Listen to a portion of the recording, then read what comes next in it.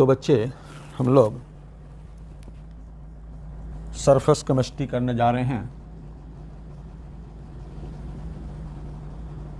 और इसमें हम लोग लेक्चर 4 ले रहे हैं। हम आपको बताए थे कि एडजॉर्प्शन में 2 तरह का एडजॉर्प्शन आइसोथर्म पढ़ना है।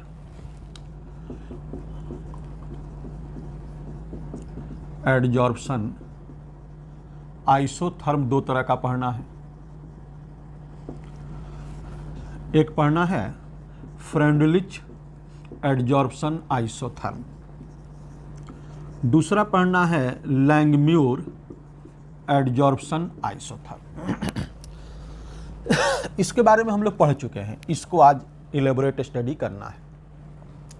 एक और आपको बात बता दें कि ये जो होता है applicable for physical adsorption only, adsorption only, और ये जो होता है it is applicable for both physical adsorption और केमिकल एडजॉर्प्शन बोथ। ये दोनों के लिए एप्लीकेबल है। तो हम लोग दूसरा नंबर पढ़ने जा रहे हैं लैंगम्यूर एडजॉर्प्शन आइसोथर्म। लैंगम्यूर एडजॉर्प्शन आइसोथर्म, इसको हम लोग पढ़ने जा रहे हैं। कहता है कि ये इसका क्या कहना है, लैंगम्यूर एडजॉर्प्शन आइसोथर्म का क्या कहना है। करा है पहला नंबर बात कि एडजॉर्प्शन जो होता है, adsorption occurs on the surface of solid substance,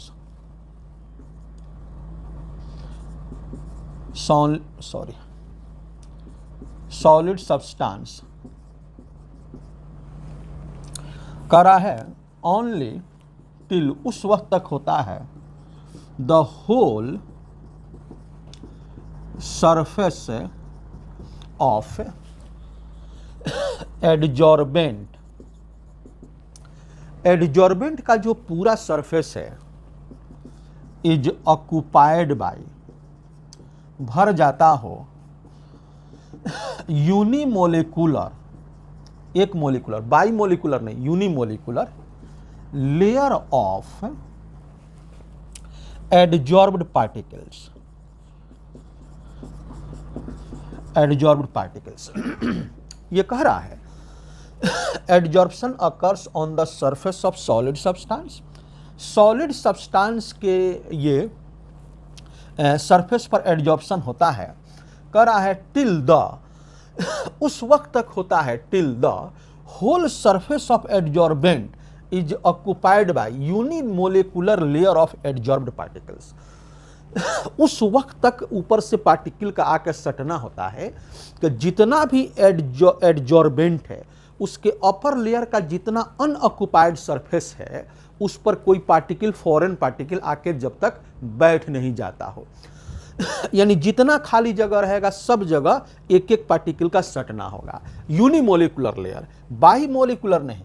जैसे मान लीजिए कि यह हमारा कोई सरफेस है, इस पर एक लेयर का एडजॉर्प्शन होगा। कितना का एडजॉर्प्शन होगा? एक लेयर का एडजॉर्प्शन होगा, बाई लेयर नहीं, एक layer.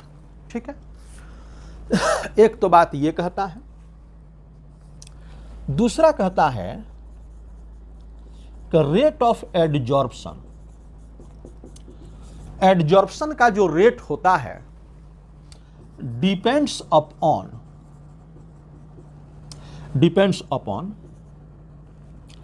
vacant sites are present in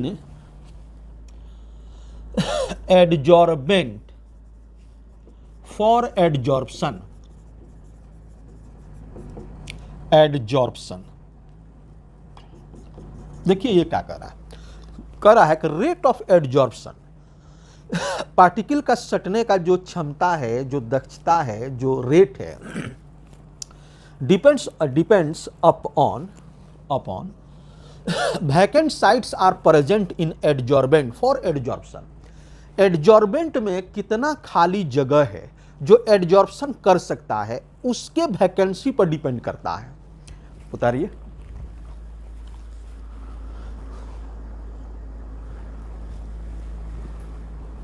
करा है तीसरा नंबर पॉइंट कहता है लैंगम्यूर का कि every adsorption sites are equivalent.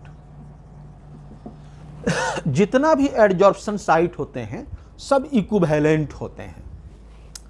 यानी इसका कहना है कि मान लीजिए कि ये जगह है जहां एडजॉर्प्शन हो रहा है, तो जो साइट इसके अंदर है, यहाँ जो जितना बड़ा साइट ये होगा उतना ही बड़ा ये, सब इक्विवेलेंट है।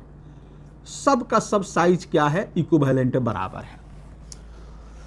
चौथा नंबर बात ये कहता है कि both adsorption and desorption occurs simultaneously। कह रहा है कि एडजॉर्प्शन और डिजॉर्प्शन एक ही साथ होता है। एडजॉर्प्शन का मतलब क्या हुआ? पार्टिकल का आकर के बैठना, और डिजॉर्प्शन का मतलब पार्टिकल का वहां से इवेपोरेट होना, एक ही साथ होता है। यानी इसका कहना है कि रेट ऑफ एडजॉर्प्शन जो होगा ये बराबर होता है, इक्विलिब्रियम में होता है रेट ऑफ डिजॉर्प्शन के। ये एडजॉर्प्शन को बहुत जगह लोग यहां पे बोलते हैं rate of condensation. Rate of condensation. Desorption को लोग ऐसे भी लिख लेते हैं रेट ऑफ इवेपोरेशन। इवेपोरेशन, वहां से हटना। उसके बाद पांच नंबर में क्या कहता है? कहता है कि ability of particles for adsorption is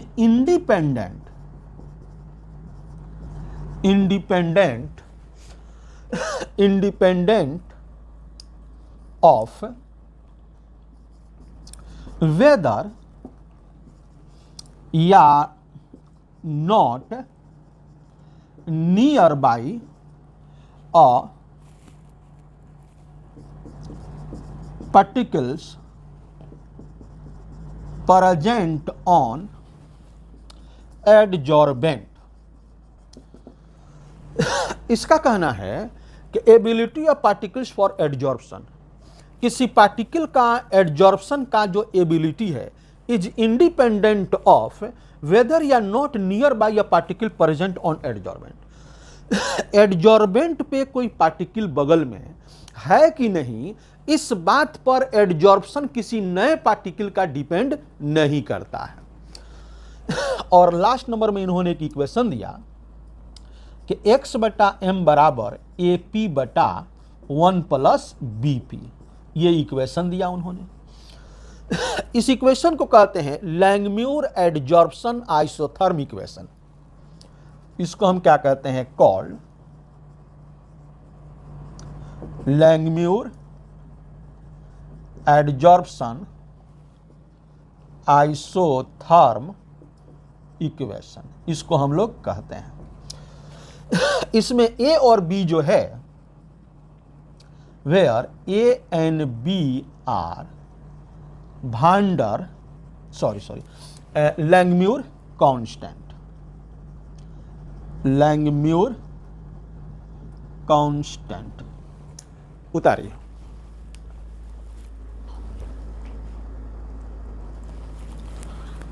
अब देखिए, कहता है दो केस बनाया उन्होंने।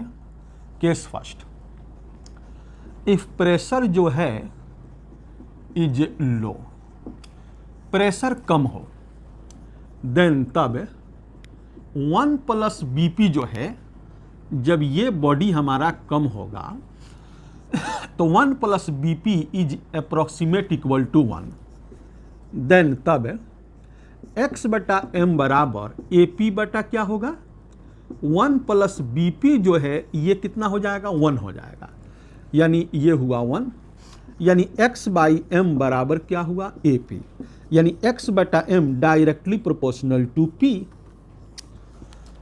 यानी कम प्रेशर पे x बटा m जो है वो क्या होगा प्रेशर का डायरेक्टली प्रोपोर्शनल होगा।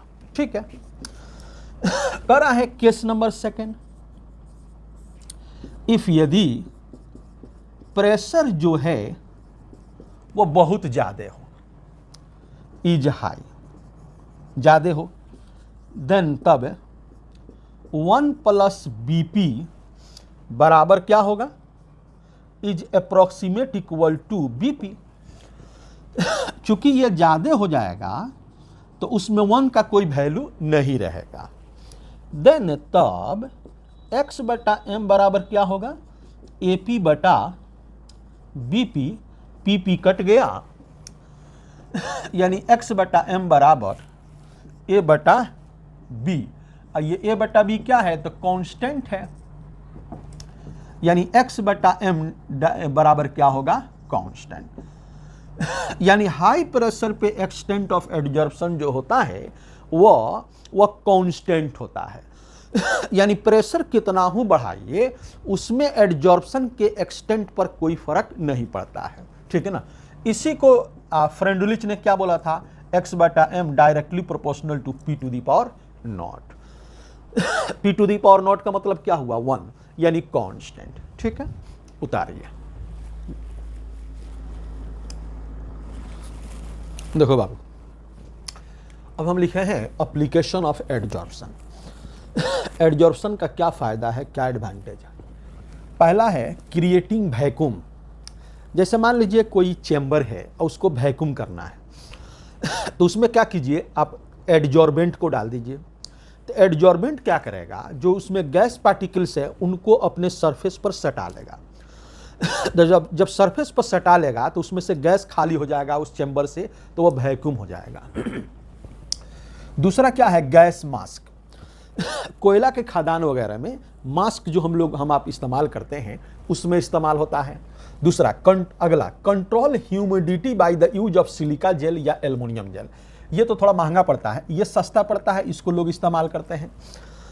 जैसे मान लीजिए कि आप सूज का बॉक्स ला रहे हैं, ब्रीफ केस ला रहे हैं, कुछ ला रहे हैं, पैक सामान ला रहे हैं, उसमें सिलिका का जेल आप देखते होंगे पाउच में रहता है। वह सिलिका का जेल इसलिए रहता है कि उसमें जो मॉइस्चर क्रिएट हो, नमी क्रिएट हो, उसको सिलिका जेल क्या करे एडजॉर्ब कर ले, कि जब एडजॉर्प्शन उस मॉइस्चर को कंज्यूम कर लेगा तो उसमें जो है उसमें फंगस वगैरह लगने की प्रोबेबिलिटी नहीं रहेगी।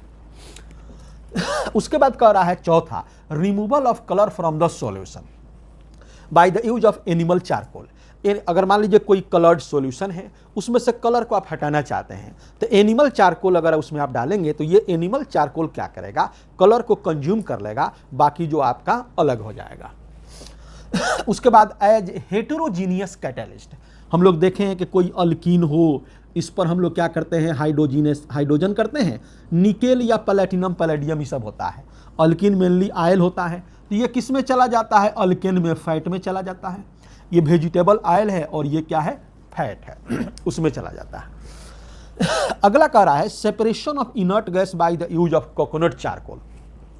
कोकोनट चारकोल का इस्तेमाल हम लोग इनर्ट गैस को सेपरेट करने में करते हैं।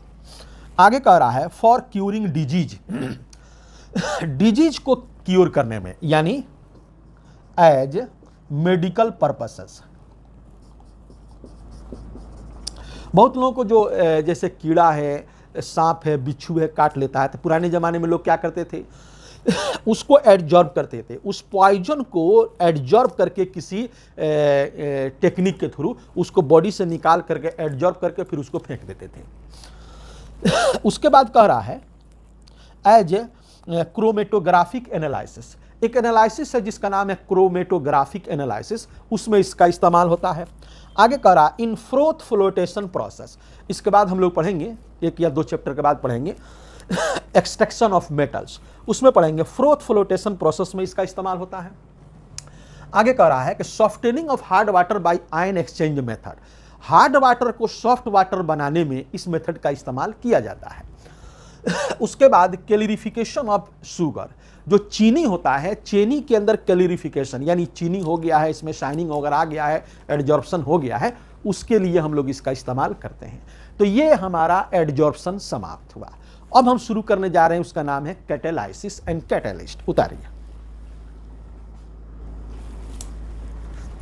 तो बच्चे अब हम लोग शुरू करने जा रहे हैं जिसका नाम है catalyst and catalysis. Catalysis process हुआ। ये कैटालिस्ट क्या हुआ? एक सब्सटेंस हुआ जो रिएक्शन रेट को बढ़ाता है। कह रहा है कैटालिस्ट क्या है कि the substance present in chemical reaction, जो केमिकल रिएक्शन में होता है, विच speed up the rate of chemical reaction, जो केमिकल रिएक्शन के रेट को बढ़ाता है without being used up in chemical reaction. बिना केमिकल रिएक्शन में भाग लिए ये रिएक्शन के रेट को बढ़ाता है, उसको हम लोग क्या कहते हैं? Is called catalyst. उसको कैटालिस्ट कहते हैं। और जो प्रोसेस इसका होता है उसका नाम क्या है? कैटालाइसिस। जो प्रोसेस है उसका नाम कैटालाइसिस है। कर रहा है the substance present in chemical reaction, वो सब्सटेंस जो केमिकल रिएक्शन में होता है, विच speed up the rate of chemical reaction, जो केमिकल रिएक्शन के रेट को बढ़ाता है, without being used up in chemical reaction, बिना केमिकल रिएक्शन में भाग लिए, उसमें भाग नहीं लेता है लेकिन रेट को बढ़ा देता है, इज कॉल्ड कैटालिस्ट। उसको कैटालिस्ट कहते हैं। Process is called catalysis. इसको डिस्कवर्ड करने वाले हैं, खोज करने वाले, डिस्कवर्ड बाय बर्जिलियस। बर्जिलियस एक साइंटिस्ट का नाम है, वही इसको खोज किए। देखो बाबू, कैटालिस्ट जो होता है ना, कैटालिस्ट दो तरह का होता है, एक पॉजिटिव कैटालिस्ट, एक निगेटिव कैटालिस्ट। ऐसे कहीं पे कैटालिस्ट कह रहा है, सिर्फ कैटालिस्ट लिखा है, तो इसका मतलब होता है positive catalyst. Catalyst means positive catalyst. Positive catalyst, positive catalyst वो हुआ जो रेट को बढ़ाता हो। कैटालिस्ट का मतलब होता है पॉजिटिव कैटालिस्ट, जो रेट को क्या करता हो? बढ़ाता हो। ठीक है ना। अब देखिए, अब हम लोग इसका कुछ फीचर्स जानने जा रहे हैं। फीचर्स ऑफ कैटालिस्ट या कैटालाइसिस एक ही बात है। पहला फीचर ये है, ये रेट को बढ़ाएगा, यानी रिएक्शन जो हो रहा है उसके रेट को बढ़ा देगा। यानी रिएक्शन को ये शुरू नहीं करता है, स्टार्ट नहीं करता है, इनिशिएट नहीं करता है। कह रहा है it does not initiate the chemical reaction. ये केमिकल रिएक्शन को इनिशिएट नहीं करता है, रिएक्शन चल रहा है उसके रेट को बढ़ा देगा। ठीक है ना। उतारिए।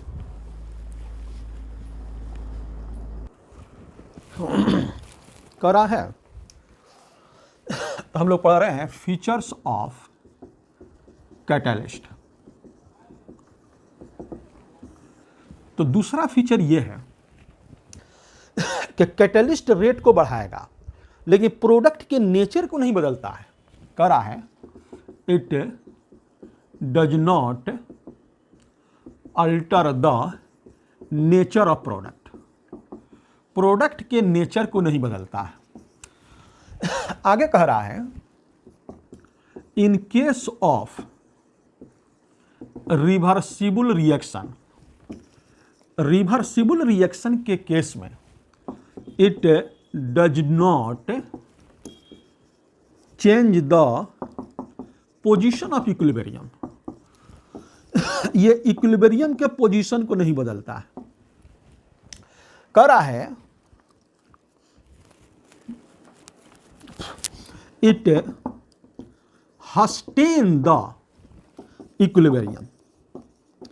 ये इक्विलिब्रियम को जल्दी लाता है। कह रहा है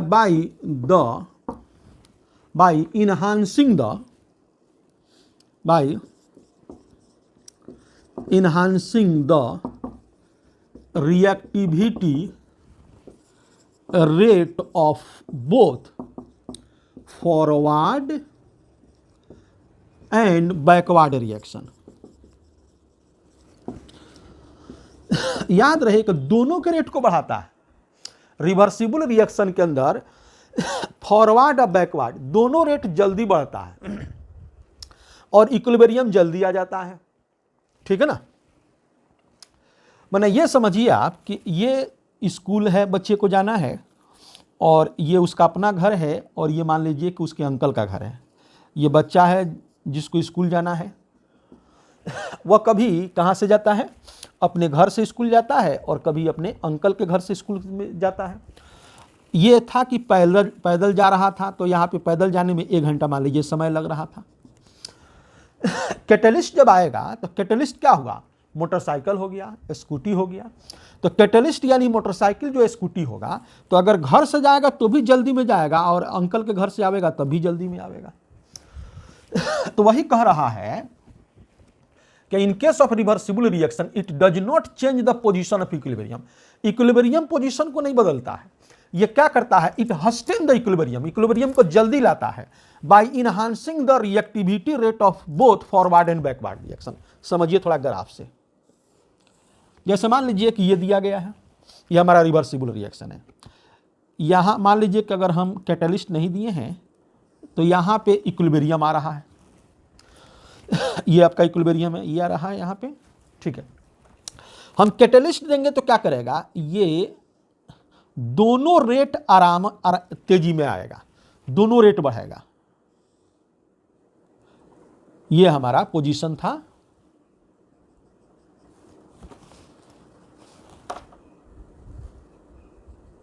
देखिए इक्विलिब्रियम कांस्टेंट वही है, देख रहे हैं ना, इक्विलिब्रियम कांस्टेंट। कैटलिस्ट नहीं दिए तब वही है, कैटलिस्ट है तब भी वही है। यहां पे क्या है, इक्विलिब्रियम थोड़ा सा लेट आया है, और यहां पे इक्विलिब्रियम क्या है, जल्दी आया है, यहां पे फास्ट आ गया है। बात को समझ रहे हैं ना, ये समय है। तो इक्विलिब्रियम दोनों में वैल्यू एक ही है। कैटलिस्ट जब नहीं दिए हैं तो थोड़ा सा लेट आ रहा है, दे रहे हैं तो पहले आ रहा है। अच्छा 4 नंबर में क्या है, वर्क कराने के बाद कैटलिस्ट के नेचर में, उसके फिजिकल केमिकल प्रॉपर्टी में कोई बदलाव नहीं आता है। कह रहा है after the termination of reaction, reaction समाप्त के बाद कह रहा है कि nature physical property, chemical property of catalyst remains constant, remains constant, fix रहता है, वो नहीं बदलता है। कैटलिस्ट जिस हाल हुलिया में गया था वर्क कराने के बाद, उसी हाल हुलिया में रहेगा। आगे कह रहा है कैटलिस्ट के बारे में कि कैटलिस्ट जो होता है, catalyst does not change the energy of reactant and product. Reactant और प्रोडक्ट के एनर्जी को नहीं बदलता है। इसका मतलब यह हुआ, इतना बात का मतलब, not change the delta H of reaction, reaction के इंथाल्पी को नहीं बदलता है। कह रहा है तो फिर यह करता क्या है, it lowers the activation energy. यह एक्टिवेशन एनर्जी को क्या कर देता है, लोअर कर देता है, एंड गिव्स देता है एन अल्टरनेट पाथ, एक दूसरा पाथ देता है फॉर रिएक्शन, रिएक्शन के लिए। थोड़ा समझिए, ग्राफ से समझिए। मान लीजिए कोई रिएक्शन था, उसमें रिएक्टेंट यहां था, प्रोडक्ट यहां था, ये रिएक्टेंट था और ये प्रोडक्ट था, और इस तरह का इसका ग्राफ था। ठीक है, तो कह रहा है कि ये जो हमारा एनर्जी, ये रिएक्टेंट का एनर्जी है और ये एनर्जी किसका है, प्रोडक्ट का एनर्जी है, और ये क्या है, इसका डेल्टा एच है, डेल्टा एच ऑफ रिएक्शन है। अच्छा तो कह रहा है अगर हम इसमें कैटलिस्ट इस्तेमाल करेंगे, ये पाथ क्या है, इट इज अ पाथ, रास्ता है विदाउट कैटलिस्ट। जब कैटलिस्ट नहीं है तब का पाथ है। अब इसमें हुआ क्या, हमने कैटलिस्ट को इस्तेमाल कर दिया। तो कैटलिस्ट को इस्तेमाल जब हम करेंगे तो रिएक्टेंट का एनर्जी उतना ही रहेगा, प्रोडक्ट का उतना ही रहेगा, डेल्टा एच भी उतना ही रहेगा। ये करेगा क्या, जो पहले एक्टिवेशन एनर्जी यहां से लेकर के जो यहां तक हो रहा था, ये एक्टिवेशन एनर्जी है विदाउट कैटलिस्ट। अब जो हमारा एक्टिवेशन एनर्जी आ रहा है ये वाला, ये activation energy with catalyst. Catalyst के केस में एक्टिवेशन एनर्जी क्या होगा, कम हो जाएगा। तो वही लिखा है कि catalyst does not change the energy of reactant and product. इसका मतलब क्या हुआ, not change the enthalpy of reaction, it lowers the activation energy and gives an alternate path for reaction. ये लोअर एक्टिवेशन एनर्जी को कम कर देता है और एक नया रास्ता दे देता है। देखिए जब कैटलिस्ट नहीं था तो रास्ता ये था, और जब कैटलिस्ट आ गया तो उसका रास्ता कौन है, कैटलिस्ट वाला रास्ता कौन है, ये वाला कैटलिस्ट वाला रास्ता है। उतारिए।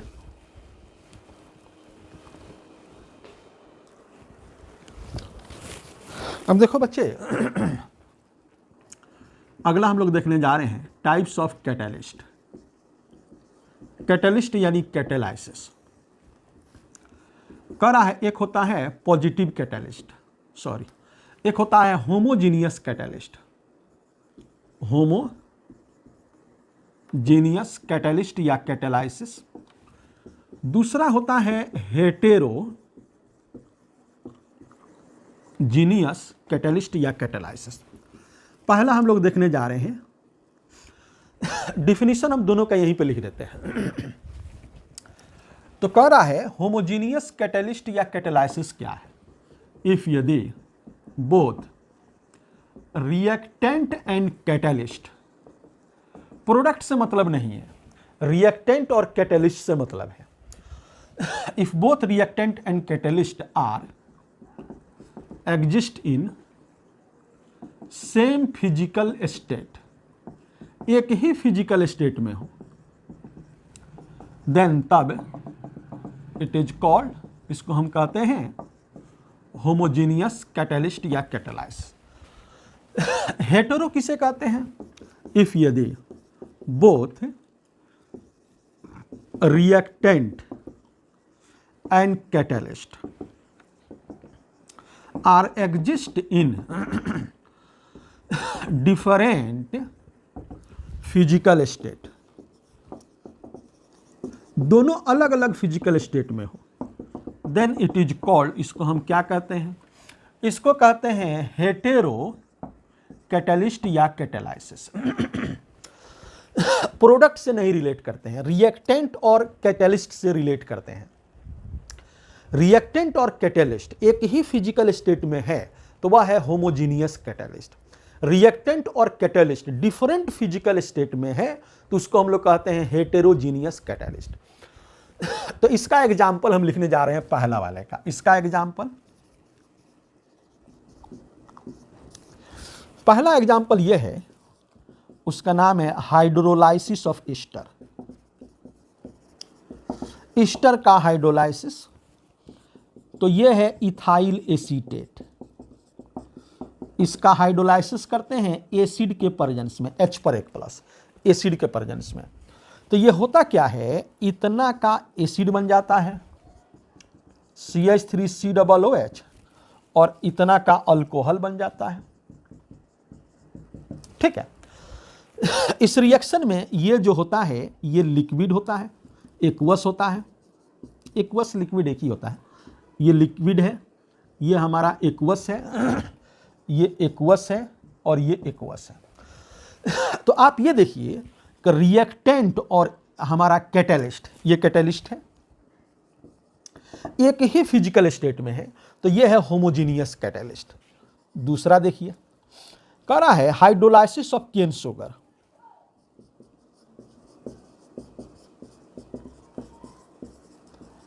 केन शुगर यानी चीनी। तो केन शुगर का फॉर्मूला होता है C12H22O11। ये हमारा एक्वस में होता है, ये पानी लिक्विड हो गया, ये H पर एक प्लस क्या हुआ, एक्वस हुआ, ये ग्लूकोज बनता है C6H12O6, ये एक्वस है।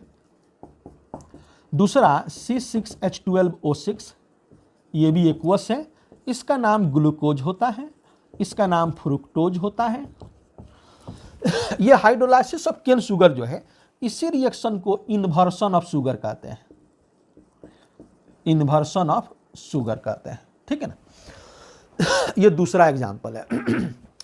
तीसरा एग्जाम्पल है कि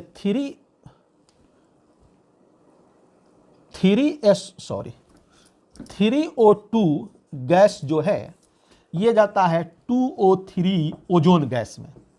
इसमें जो कैटलिस्ट यूज किया जाता है नाइट्रिक ऑक्साइड, ये हमारा गैस में होता है। तो आप इसको देखिए कि यह हमारा ये रिएक्टेंट जिस फिजिकल स्टेट में है और ये भी उसी फिजिकल स्टेट में है। तो ये होमोजीनियस कैटलिस्ट था, और डिफिनीशन तो हम दोनों को बता दिए हैं, लेकिन एग्जाम्पल हम किसका लिए हैं, होमोजीनियस कैटलिस्ट का। उतारिए तो हेट्रोजीनियस करते हैं।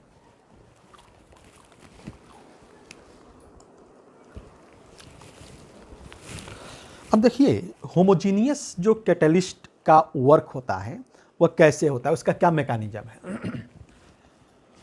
कह रहा है कि mechanism of homogeneous catalyst, simple इसमें है। कह रहा है कि एक नंबर में क्या होता है, फर्स्ट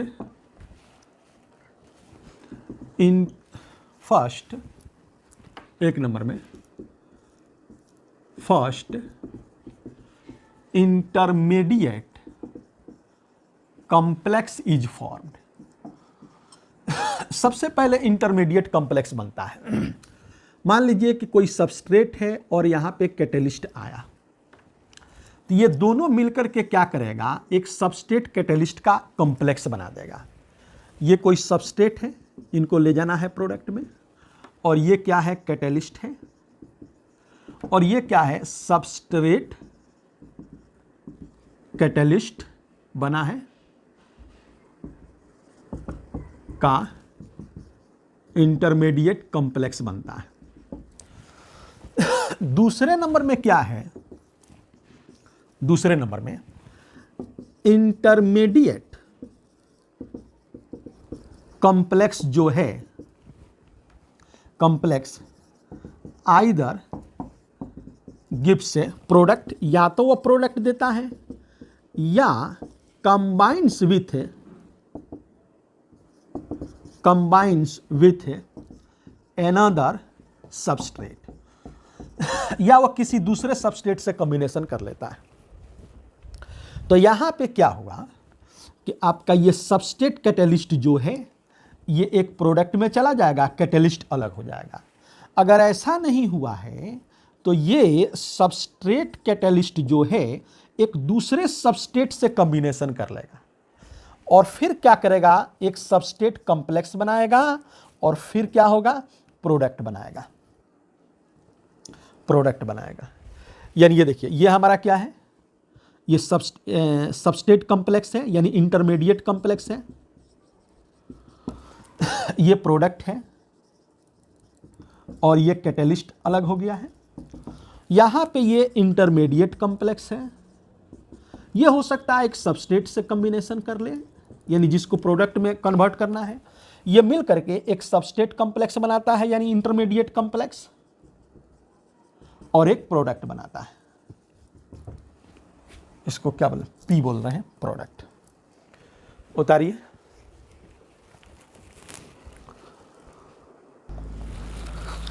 अब देखो, अगर हम इसके एग्जाम्पल को दिमाग में रखें, एग्जाम्पल्स ऑफ हेटेरोजीनियस रिएक्शन, तो इसमें दो तीन एग्जाम्पल आपको दिमाग में रखना है। पहला, सल्फर डाइऑक्साइड जो है ये ऑक्सीडाइज करके किस में चला जाता है, SO3 में चला जाता है। कह रहा है बैलेंस कर लीजिए, यहाँ पे 2 दे दीजिए, यहाँ 2 दे दीजिए, बैलेंस है। इसमें प्लैटिनम दिया जाता है सॉलिड और नहीं तो V2O5 दिया जाता है सॉलिड। आप ये देखिए कि ये गैस है, ये गैस है और ये गैस है, यानी सबस्ट्रेट जिस फिजिकल स्टेट में है, कैटलिस्ट उस फिजिकल स्टेट में नहीं है। तो ये हमारा हेटेरोजीनियस कैटलिस्ट का एग्जाम्पल हुआ। इसको प्लैटिनम सॉलिड भी लिखते हैं लोग, या प्लैटिनाइज्ड एस्बेस्टॉस लिखते हैं, प्लैटिनाइज्ड एस्बेस्टॉस, ठीक है ना। दूसरे नंबर में कहता है, दूसरा नंबर में कोई अल्कीन हो, इसका हाइड्रोजन से रिएक्शन किया जाए, यहाँ पे निकेल हो, अगर वो नहीं है तब प्लैटिनम हो, वो नहीं है तब पैलेडियम हो, तो अल्केन में चला जाता है। ये अल्कीन तो है, लेकिन ऐसे ये वेजिटेबल ऑयल है, और ये क्या है, वनस्पति ऑयल है, और ये क्या है, वेजिटेबल घी है, इसमें चला जाता है। आप ये देखिए, ये किस में रहता है, ये गैस में रहता है, और ये कहाँ पे है, ये गैस में है, ये लोग कहाँ पे हैं, सब सॉलिड में हैं, जो लीजिएगा सॉलिड में है। तो फिजिकल स्टेट बदल रहा है, सबस्ट्रेट और इनमें फिजिकल स्टेट बदल रहा है, तो ये हमारा कौन हुआ, ये हुआ हेटेरोजीनियस कैटलिस्ट। तीसरा नंबर में है जो अमोनिया का बनना होता है हैबर प्रोसेस से, वो देखिए कह रहा है N2+3H2 बराबर क्या हुआ, 2NH3। ये गैस होता है और ये भी गैस होता है और ये गैस होता है। इसमें जो कैटलिस्ट हम लोग एग्जाम्पल इस्तेमाल करते हैं वह आयरन सॉलिड होता है। अब देखिए, इनका फिजिकल स्टेट अलग है, इनका फिजिकल स्टेट अलग है। उसके बाद कह रहा है, एक और एग्जाम्पल कोई ले लीजिए, एक ले लीजिए चौथा नंबर में, अमोनिया का ऑक्सीडेशन कराइए O2 से, तो ये बनेगा नाइट्रिक ऑक्साइड प्लस H2O। इसमें जो कैटलिस्ट हम लोग एग्जाम्पल में लेते हैं, प्लैटिनम में लेते हैं, प्लैटिनम सॉलिड लेते हैं। बात को समझ रहे हैं ना। बैलेंस करने के लिए 4 मोल लेते हैं, ये 5 मोल लेते हैं, यहाँ पे 4 बनेगा और 4 तिहाई 12, 6 जाएगा। तो ये पता होना चाहिए, होमोजीनियस कैटलिस्ट का भी एग्जाम्पल दिमाग में रटा होना चाहिए, हेटेरोजीनियस कैटलिस्ट का भी रटा होना चाहिए। उतारिए।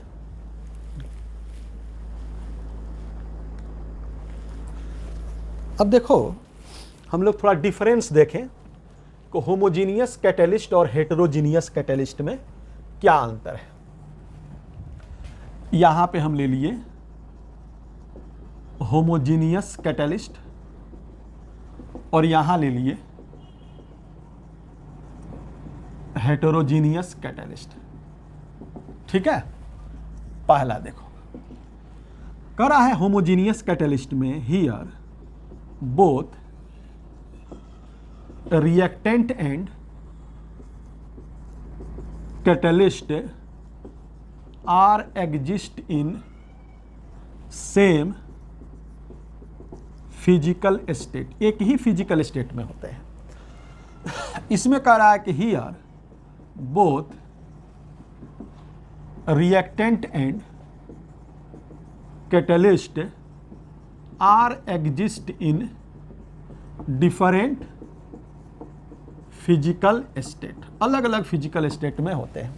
पहला डिफरेंस, यानी वह हेटेरो हो गया, ये होमो हो गया। कह रहा है कि दूसरा डिफरेंस इनका ये है कि ये जो होता है रिएक्शन अकर्स इन गैसियस या लिक्विड फेज, ये रिएक्शन या तो गैसियस या लिक्विड फेज में होता है। कह रहा है कि not in solid phase, solid phase में नहीं होगा। कह रहा है कि ये it not exist in liquid या गैस फेज, ये लिक्विड या गैस फेज में नहीं होगा। कहां पे होगा, सॉलिड फेज में होगा। यानी एग्जिस्ट इन सॉलिड फेज, ये होता है सॉलिड फेज में। कह रहा है तीसरे नंबर में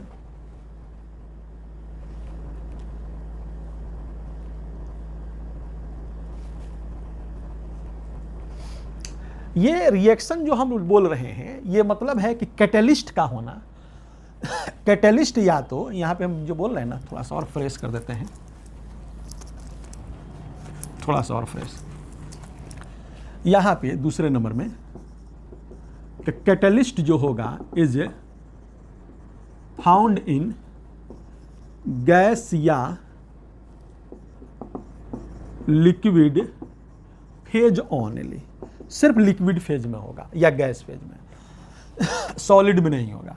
कह रहा है कि यहां पे जो कैटलिस्ट होगा इज फाउंड इन सॉलिड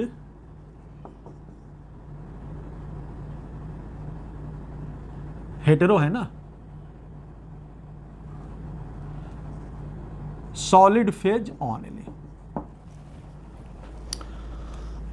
कह रहा है तीसरे नंबर में, कह रहा है थर्ड पॉइंट कि यहां पे सरफेस एरिया रेट जो है, rate not depends upon surface area of catalyst.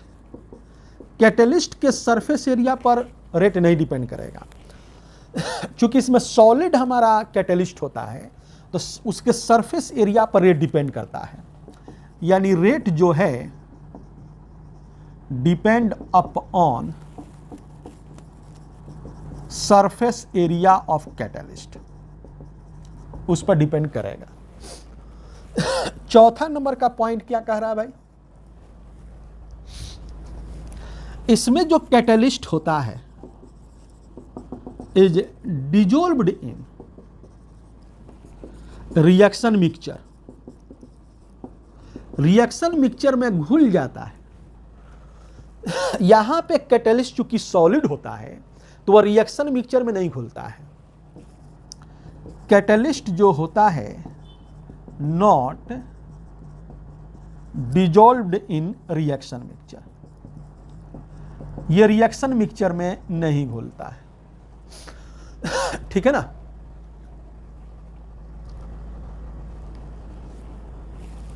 उतारिए तो फिर लेते हैं।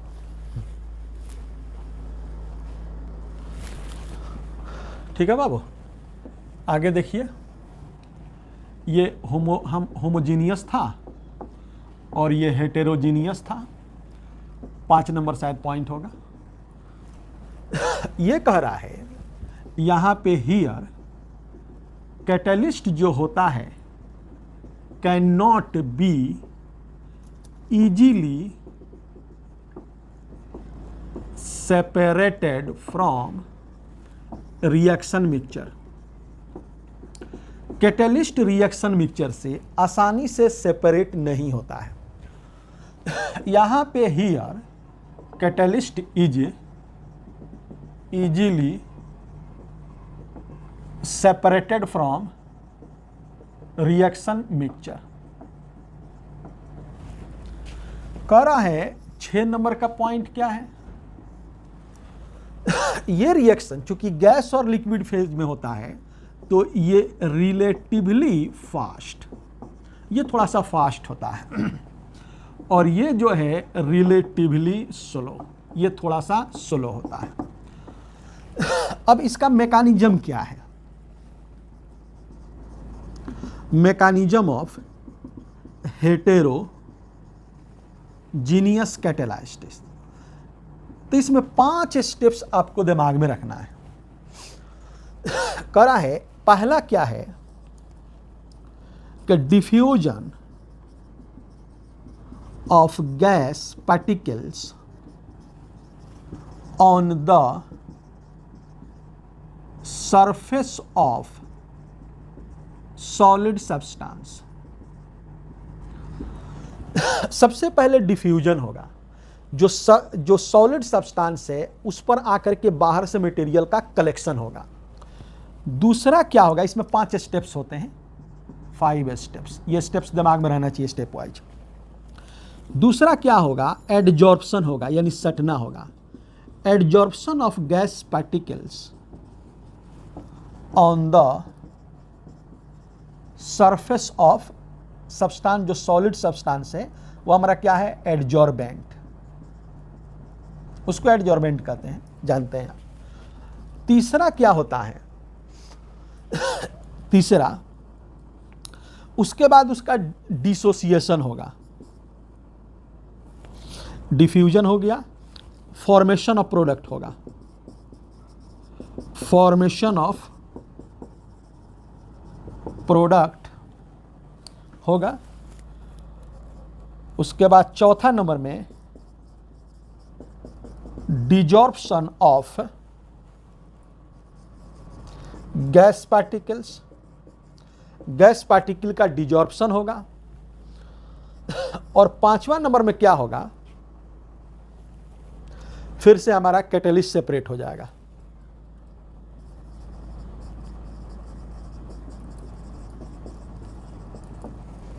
उतारिए।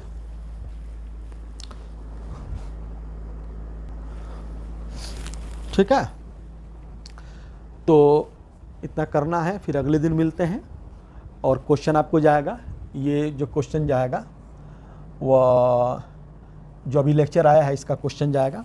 ये सेपरेशन ऑफ कैटलिस्ट, इसको फिर बोलते हैं डिफ्यूजन बैक हो जाएगा, डिफ्यूजन बैक, फिर से डिफ्यूजन हो जाएगा। ये 5 स्टेप्स आपको दिमाग में रखना है। अगले दिन फिर मिलते हैं।